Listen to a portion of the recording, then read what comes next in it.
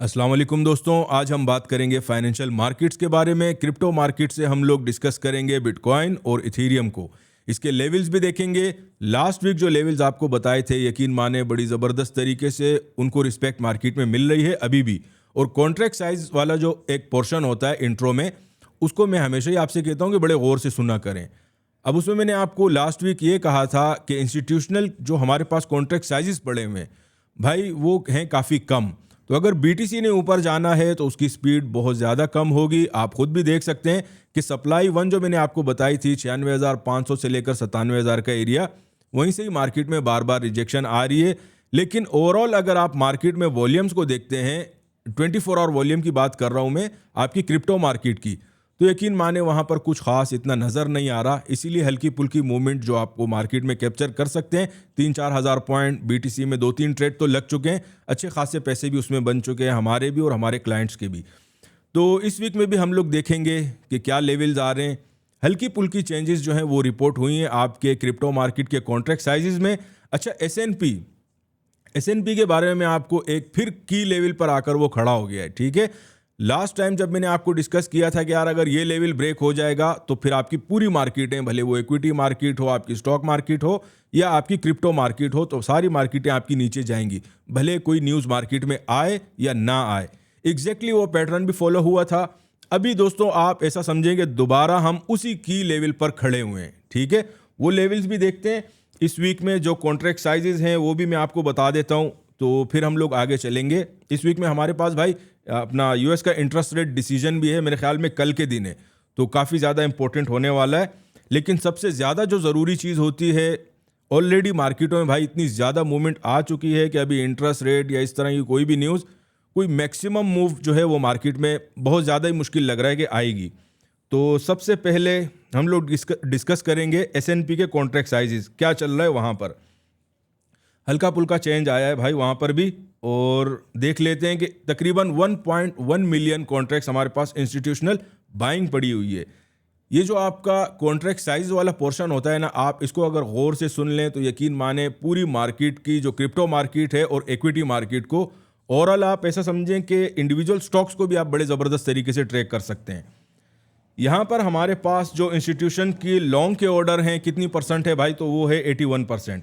Leverage traders के contract size बहुत ज़्यादा कम हुए हैं और वो रिपोर्ट हो रहे हैं 2,56,256 के, और इनकी शॉर्ट पोजीशन है तकरीबन 72%। डिफरेंस हमारे पास लास्ट टाइम से कम हुआ है। लास्ट टाइम हमारे पास 820 के का डिफरेंस था कि इतने कॉन्ट्रैक्ट से आपका जो एसएनपी में इंस्टीट्यूशनल डोमिनेंस थी, अभी हमारे पास वो 754 के हुआ है। ऑफ कोर्स जब मार्केटें आपकी 5,000 से उठेंगी और 5,700 लगाएंगी तो इंस्टीट्यूशंस अपने प्रॉफिट भी बुक करेगा। ठीक है, अभी आते हैं दोस्तों बीटीसी की तरफ। बीटीसी में हमारे पास लास्ट टाइम जो कॉन्ट्रैक्ट साइजेस थे वो थे 89 के। इस वीक में हमारे पास रिपोर्ट हो रहे हैं 83 के। पर इंस्टीट्यूशनल जो बाइंग है तकरीबन आप ऐसा समझिए कि 95% बाइंग पर बैठे हुए हैं। शॉर्ट सेलर्स के कॉन्ट्रैक्ट साइजेस दोस्तों कम हुए हैं। लास्ट टाइम हमारे पास 180 के थे, इस वीक हमारे पास 154 के रिपोर्ट हो रहे हैं। इसका मतलब है कि 26,000 कॉन्ट्रैक्ट मार्केट में से ऐसे हिट हो गए भाई शॉर्ट सेलर्स के। अगर आपने लास्ट टाइम वीडियो में सुना हो तो मैंने आपको बताया था कि भाई शॉर्ट सेलर्स अगर मार्केट ऊपर जाती है तो 88,000 और 90,000 से बहुत ज़्यादा शॉर्ट सेलिंग के ऑर्डर थे भाई, उसमें से तकरीबन 26,000 कॉन्ट्रैक्ट्स रिमूव हो चुके हैं। 89% शॉर्ट सेलर्स अभी मार्केट पर, उनको लग रहा है कि भाई हम लोग मार्केटों को नीचे की तरफ खींच सकते हैं। शॉर्ट सेलिंग में इतने परसेंटेज उनकी पड़ी हुई है। टोटल डिफरेंस रिपोर्ट हो रहा है 71 के का। इथीरियम की अगर बात करें दोस्तों तो वो अभी तक हमारे पास स्क्वायर है, कोई ख़ास उसमें चेंजेस रिपोर्ट नहीं हुई। हल्की पुल्की डोमिनेंस जो है वो आपकी शॉर्ट सेलर्स की है। तो इस वीक में दोस्तों हमारे पास आप ऐसा समझें कि इंटरेस्ट रेट डिसीजन है, उसको जाकर देखते हैं इकोनॉमिक कैलेंडर पर। उसके बाद इस वीक में जो हमारे पास बीटीसी और इथीरियम के जो लेवल आ रहे हैं उनको भी डिस्कस करेंगे।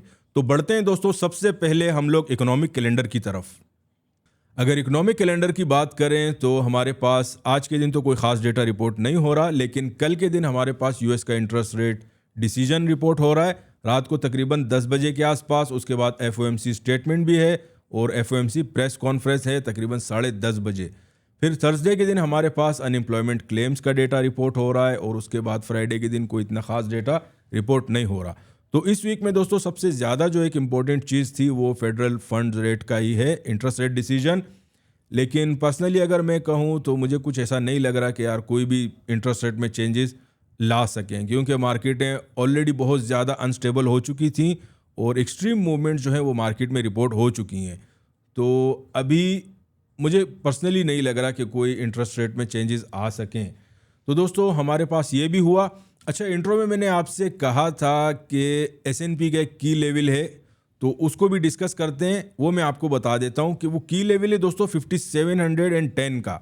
ठीक है, लास्ट टाइम आपको याद हो 5780 के नीचे मैंने आपको लेवल दिया था कि इसके नीचे अगर मार्केट आपकी सस्टेन हुई तो सारी मार्केटें जाएंगी। एग्जैक्टली वही पैटर्न फॉलो हुआ था। BTC ने मेरे ख्याल में कोई अच्छे खासे लो जो है उसने लगा लिए थे। कोई 1,04,000 से मार्केट आपकी कोई 72-73 तक गई थी। 76,000 का मेरे ख्याल में लो रिपोर्ट हुआ था।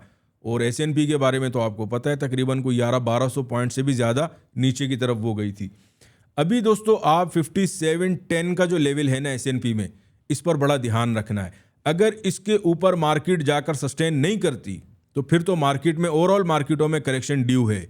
अगर इसके ऊपर आपकी मार्केट स्टेबल हो जाती है 1-2 दिन 3 दिन, तो फिर आप ऐसा समझें कि बिटकॉइन 1 लाख को भी ब्रेक करेगा और आराम से एक बुलिश ट्रेंड में जो उसका लॉन्ग टर्म का ट्रेंड है, तो मिड टर्म में भी ये हमारे पास जो भी बुलिश ट्रेंड चल रहा है इसको ये प्रिवेल होगा भाई। ठीक है, तो इस चीज़ का आपने ध्यान रखना है। अगर 5710 के ऊपर आपका S&P ट्रेड होने लग जाए और स्टेबल हो जाए तो 5710 का नंबर ये आपने याद रखना है। ये सेम उसी तरह है जिस तरह 5780 के नीचे जब आपकी मार्केट गई थी।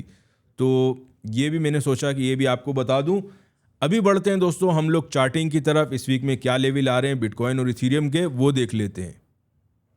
चार्टिंग से पहले दोस्तों अगर आपको याद हो इन्फो सेंटर या डेटा सेंटर मैं आपके साथ शेयर करता था, उसमें आपको ये पता चल जाता है कि आपके जो इंस्टीट्यूशंस हैं उनका आजकल रुझान या इंटरेस्ट वो कौन सी एसेट क्लास में शो कर रहे हैं, तो वो भी देख लेते हैं। अच्छा, हमारे पास BTC जो है वो मार्केट में पॉजिटिव टेरिटरी में है और +9% पर है। तो इसका मतलब है कि आपका इंटरेस्ट तो शो हो रहा है इंस्टीट्यूशंस की तरफ से। लेकिन इंट्रो में मैंने आपसे कहा था कि सबसे ज़्यादा इंटरेस्ट जो है वो तकरीबन +15% शो हो रहा है आपका इक्विटी मार्केट या इंडिविजुअल स्टॉक इंडिसेस में बहुत ज़्यादा है, क्योंकि सारा पैसा उनका रुझान उनका इंटरेस्ट जो आपके जहाँ से आपके वेल जिसे आप कहते हैं कि सारा पैसा भाई आजकल आपकी कमोडिटी मार्केट में लगा हुआ है सेकंड नंबर पर। फर्स्ट नंबर पर हमारे पास इक्विटी मार्केट जो है वो रिपोर्ट हो रही है। अभी आते हैं दोस्तों हम लोग अपने BTC के चार्ट पर इस वीक के लेवल देखते हैं। जो दोस्त मुझे फॉलो करते हैं आपको पता होगा कि अगर जो रेंजेस मैं आपको बताता हूँ डिमांड और सप्लाई के बीच में अगर वो नॉर्मल रहती हैं तो फिर उनको बड़ी रिस्पेक्ट तो हमेशा ही लेवल्स को मिलती है, लेकिन मार्केट उनके बीच में ही रहती है। अगर नॉर्मल रेंज हो या बड़ी रेंज निकले तो उसके बीच में मार्केट रहती है।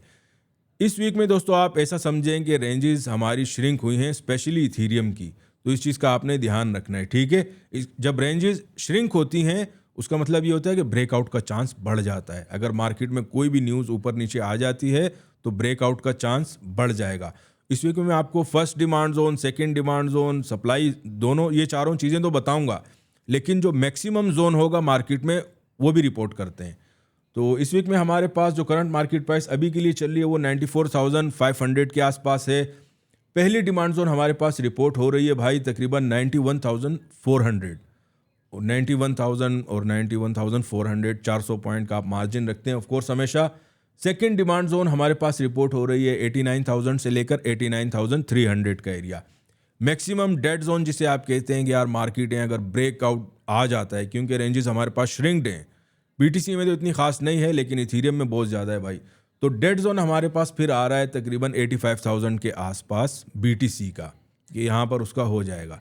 ठीक है, जिस तरह ऊपर मैंने आपको बताया था ना कि 1,06,000-7,000 का एरिया दिया था, उसके बाद तकरीबन वॉल्यूम वहाँ से आपका चला गया था और इंस्टीट्यूशनल और लेवरेज दोनों की शॉर्ट सेलिंग लगी थी। फिर आपने देखा कि मार्केट में ज़बरदस्त तरीके से नीचे की तरफ आई थी। सप्लाई हमारे पास आ रही है 98,000 से लेकर 98,500 का एरिया। BTC की मूवमेंट भाई ज़्यादा होती है, इसलिए इसमें मार्जिन एरिया जो होता है वो आप 500 का रखते हैं। और अगर सेकंड सप्लाई की बात करते हैं, वो हल्की बुल्की चेंजेस उसमें भी रिपोर्ट हुई है। 1,01,500 ये हमारे पास इस वीक की सेकंड सप्लाई है। और मैक्सिमम ऊपर की तरफ वो एरिया हमारे पास रिपोर्ट हो रहा है 1,06,500 के आसपास के। वही पुराने लेवल फिर आपके एक्टिव हो जाएंगे अगर आपकी सेकंड सप्लाई भी ब्रेक होती है। बहरहाल आजकल फर्स्ट डिमांड और फर्स्ट जो सप्लाई जोन है, इसी के बीच में मार्केट ट्रेड हो रही है।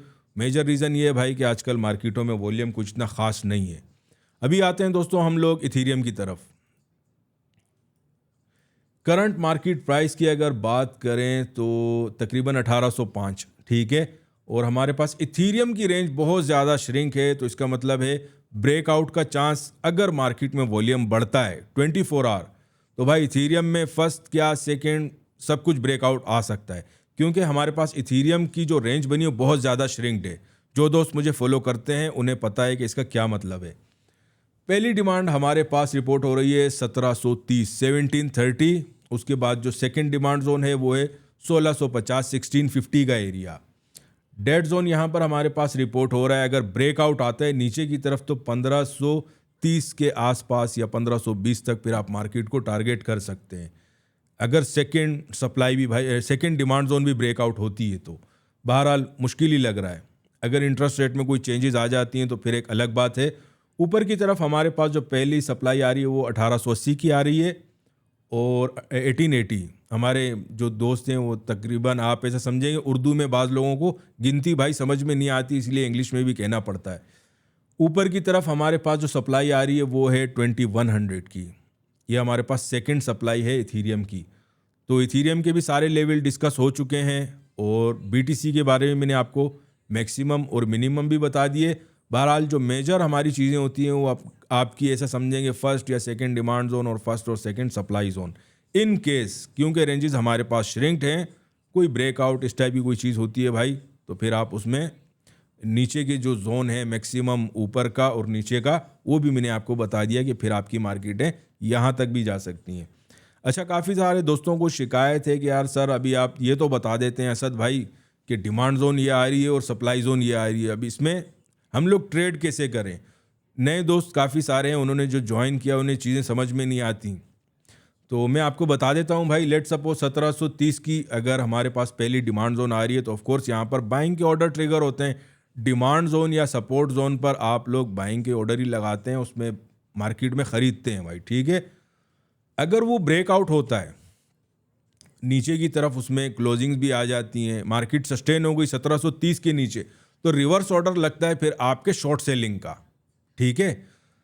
अगर आपकी पहली डिमांड ब्रेक होती है तो फिर आप मार्केट को सेकंड डिमांड तक टारगेट कर सकते हैं। टाइम मैं आपको हमेशा ही बताता हूं कि 8 से 12 घंटे या पूरा दिन अगर डिमांड या सप्लाई पहली वाली के ऊपर मार्केट आपकी रहे तो भाई वो लेवल आपका ब्रेकआउट कंसीडर किया जाता है और फिर आप नीचे की तरफ सेकंड डिमांड को रिवर्स ऑर्डर में टारगेट कर सकते हैं।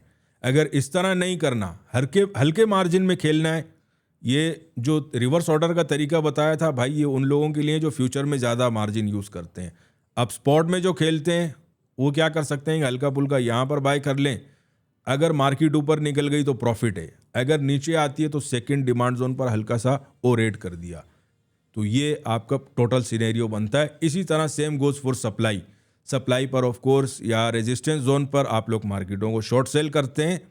और अगर सप्लाई में जब आपकी मार्केटें सस्टेन कर जाएं 12 घंटे 8 घंटे, उधर से भी हमारे तो भाई वो आपके रिवर्स ऑर्डर लग जाते हैं और फिर हम लोग जो सेकंड सप्लाई होती है वहाँ तक मार्केटों को टारगेट करते हैं। तो ये तो था दोस्तों आपके ओवरऑल ट्रेडिंग भी मैंने आपको बता दिया कि यार अगर आपको डिमांड या सप्लाई जोन बताई जा रही है तो काफ़ी सारे हमारे दोस्त हैं, अक्सर वो डीएम डाल देते हैं टेलीग्राम पर, फेसबुक पर, या आजकल तो पता नहीं कहीं से मोबाइल नंबर भी निकाल के सीधा मैसेज ही डाल देते हैं कि असद भाई ये क्या सीन है। तो ये तो थी दोस्तों आज की अपडेट और ओवरऑल मार्केट को कवर कर लिया है। इंशाल्लाह फिर अगर कोई नेक्स्ट वीक में लेवल निकलते हैं या कोई चेंजेस आती हैं तो मैं आपके साथ रिपोर्ट करूंगा, अपडेट दूंगा इंशाल्लाह।